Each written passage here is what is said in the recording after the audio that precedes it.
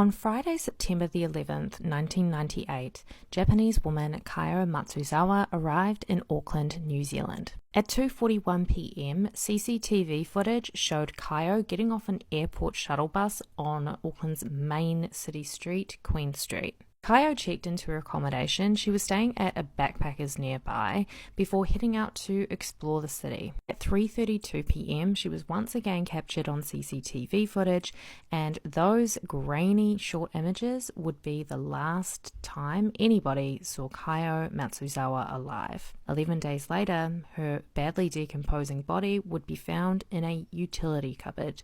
The CCTV footage had captured Kayo walking past BNZ Bank, which is Bank of New Zealand, on Queen Street, not far from her Fort Street backpackers where she was staying. A few days later, on Wednesday the 16th of September, a council rubbish truck was doing its rounds in the CBD.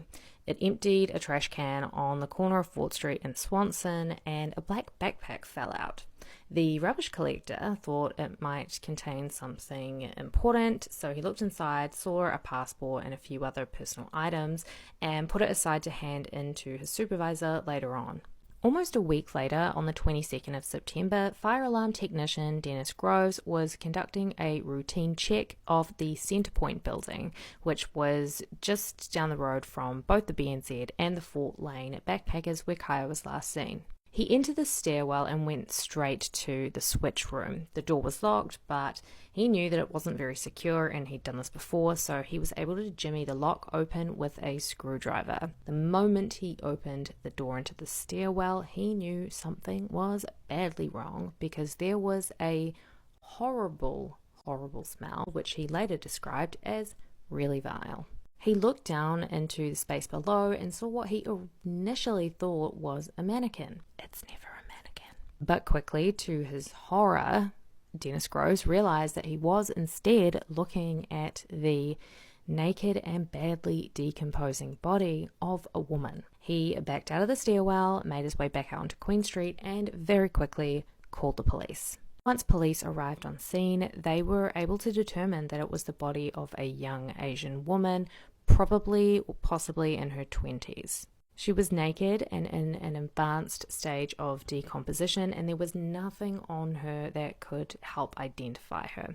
No jewelry, no passports, wallets, nothing.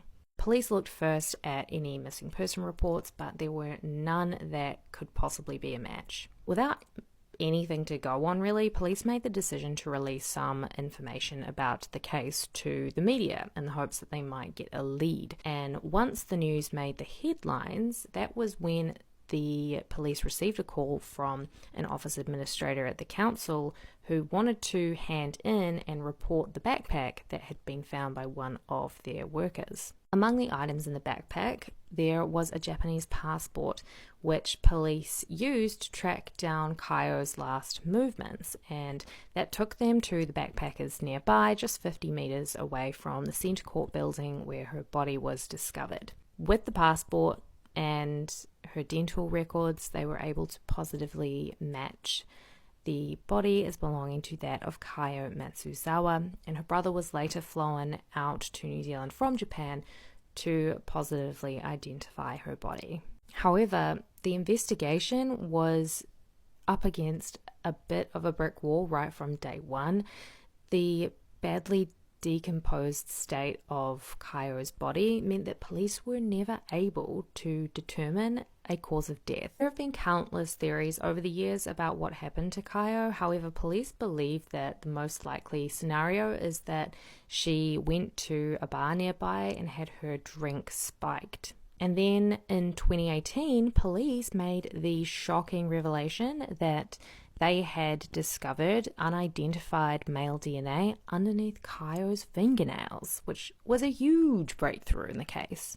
However, sadly, still to this day, what actually happened to Kayo and who was responsible for her death after she left her room remains a mystery.